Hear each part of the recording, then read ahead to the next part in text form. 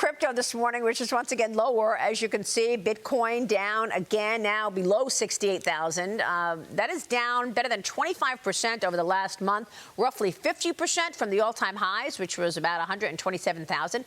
Bitcoin has had a rough going. Ethereum as well, down nearly 40%, weighed down by ETF outflows, softer institutional demand. Analysts say Bitcoin could fall to 50,000, warning a sharp V-shaped rebound is looking more unlikely. While others are arguing that digital assets close to hitting a price bottom right now. Joining me now is Ethereum treasury company FG Nexus Digital Assets CEO Maja Vujinovic. Maja, great to have you. Thank you so much for being here. Tell us about this decline in prices and what you believe is behind it. Yeah, good morning, Maria. It's a pleasure to meet you, and it's great to be here. I think you're absolutely right. The sentiment is there. That 50-ish K seems quite reasonable at this point.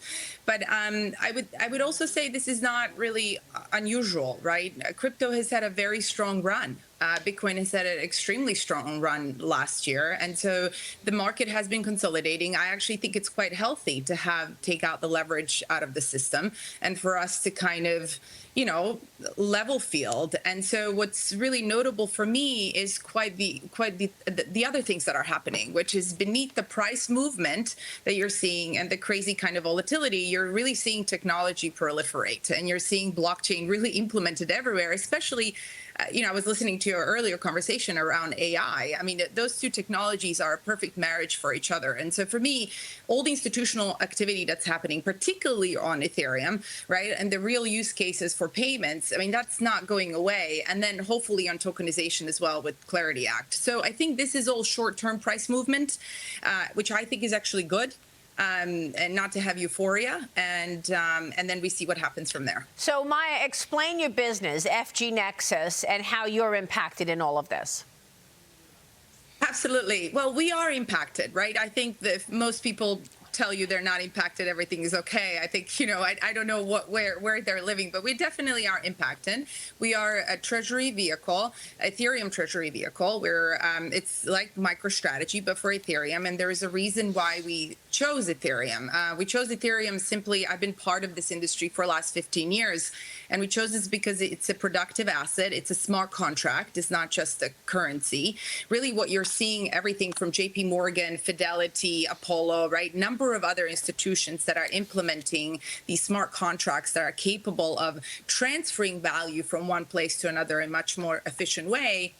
And that really is Ethereum. And we chose Ethereum because we believe that this is a choice of institutions for what's coming in terms of revamping our financial system. Right, so we are growing ETH per share, and we are hopefully building a business as well. And the company announced a 1-for-5 reverse stock split aimed at attracting more institutional investors, improving the liquidity here as you're advancing your Ethereum-focused strategy. I'm with Liz Peek and Mark Tepper this morning. Liz, jump in.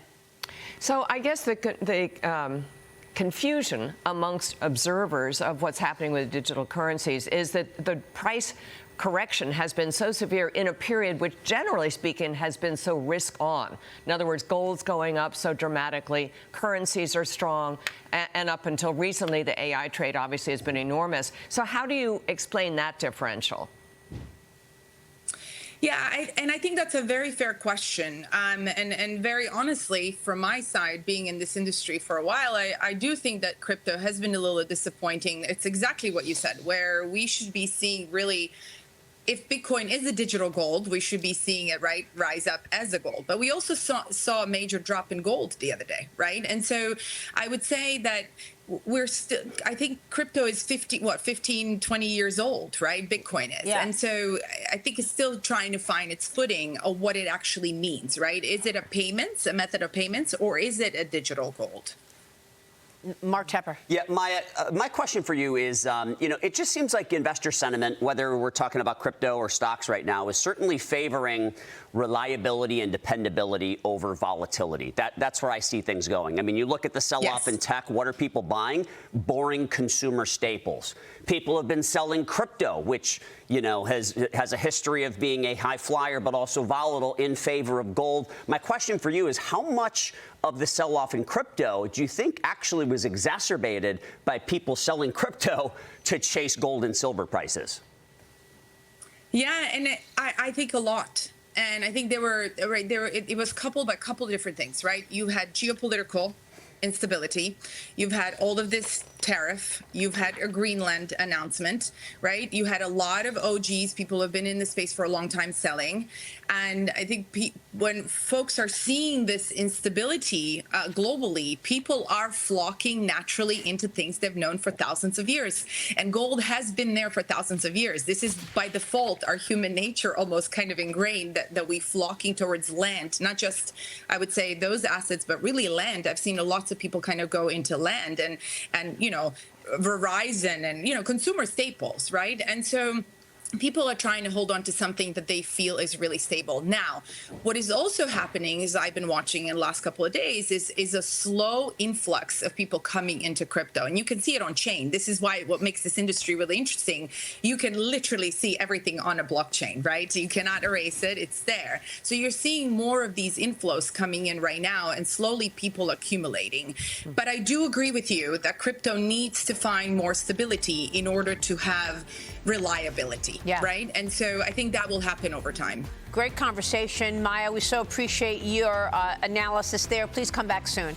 Maja Vujinovic Thank you so much. Joining us this morning.